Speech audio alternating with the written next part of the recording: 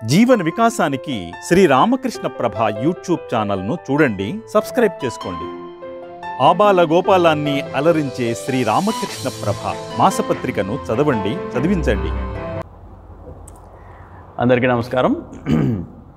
ఇవాళ మనం మెదడుకు మేత అనే ఆస్పెక్ట్ మీద మాట్లాడుకుందాం. అంటే మనకున్న బుర్రకి ఎప్పటికప్పుడు దాన్ని షార్పెన్ చేసుకుంటూ ఉండాల్సిన అవసరం ఉంటుంది.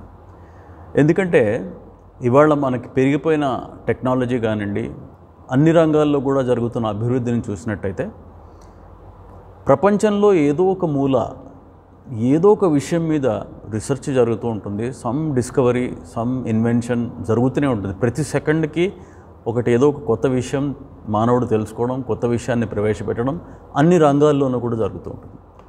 అయితే అన్ని రంగాల్లో మనం కూడా ఈ జరుగుతున్న ఈ డెవలప్మెంట్ గురించి, జరుగుతున్న అభివృద్ధి గురించిన అవగాహన మనకి కూడా ఉండాలి అనేది ఇంపార్టెంట్.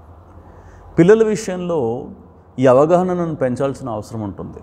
ఇవాళ out of the text book గురించి మాట్లాడుతున్నారు, రైట్? టెక్స్ట్ బుక్లో ఉన్నదే కాదు, అది కాకుండా బయట చాలా జనరల్ అవేర్నెస్, చాలా విషయాలు తెలుసుకోవాల్సిన అవసరం ఉంది అని చెప్పడం జరుగుతుంది. షార్పెనింగ్ ద యాక్స్ అనే ఒక చిన్న స్టోరీ చెప్తాను దీని గురించి. ఒక టింబర్ ఎస్టేట్లో ఒక పెద్ద ఆయన పనిచేస్తున్నారు. చాలా ఏళ్ళ నుంచి పనిచేస్తున్నాడు ఆయన. దాదాపు 10-15 సంవత్సరాల నుంచి పనిచేస్తున్నాడు. ఆయనకి ఆ యజమాని 5,000 రూపాయలు నెలకి అతనికి జీతం కింద ఒక 5,000 రూపాయలు ఇవ్వడం జరుగుతుంది అన్నమాట.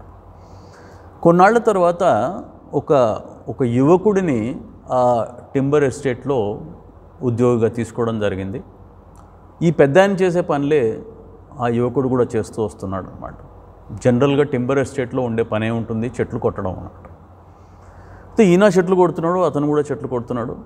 ఒక 3 నెలలు అయిపోయేటప్పటికి ఆ యజమాని ఈ కొత్తగా వచ్చిన యువకుడికి 6,000 రూపాయలు ఇవ్వడం జరిగింది. ఈ పెద్ద ఆయనకేమో ఇన్నేళ్ళు పనిచేస్తుంటే ఆయనకి ఇచ్చిన జీతానికి డబుల్, ఈ 2 ఈ పిల్లవాడికి ఇవ్వడం జరిగింది, యువకుడికి ఇవ్వడం జరిగింది అన్నమాట. ఆశ్చర్యం వేసింది. నాకు అన్యాయం జరుగుతుంది అని చెప్పి పెద్ద ఆయన యజమాని దగ్గరికి వెళ్ళి, నాకు అన్యాయం, నేను ఇన్నేళ్ల నుంచి మీ దగ్గర పనిచేస్తుంటే నాకు ఇచ్చేదానికంటే 2 ఎక్కువగా ఈ యువకుడికి నిన్న మొన్న వచ్చినవాడు 2-3 నెలలే అయింది, వాడికి ఎక్కువగా ఇస్తున్నారు మీరు, ఇది అన్యాయం అని చెప్పారంట. అన్యాయం ఏం లేదు, నేను సబబుగానే ఇస్తున్నాను, కరెక్ట్గానే ఇస్తున్నాను. ఎందుకంటే రోజుకి నువ్వు 5 చెట్లే కొడుతున్నావు, కానీ ఆ యువకుడు రోజుకి 10 చెట్లు కొడుతున్నాడు అని చెప్పాడు. ఈ పెద్ద మనిషికి అర్థం కాలేదు. నాకు ఇంత అనుభవం ఉంది, 15 సంవత్సరాల అనుభవం ఉంది నాకు, నేను కేవలం 5 చెట్లు మాత్రమే కొడుతున్నాను. ఆ యువకుడు, నేను ఎప్పుడు చూసినా ఆ యువకుడు పడుకున్నట్టుగా కనపడుతుంది, రెస్ట్ తీసుకున్నట్టుగా, విశ్రాంతి తీసుకుంటున్నట్టుగా కనపడుతుంది, కానీ 10 చెట్లు ఎలా కొట్టగలుగుతున్నాడు దీనికి అనుమానం వచ్చి ఈ యువకుడి దగ్గరికి వెళ్ళి అడిగాడు.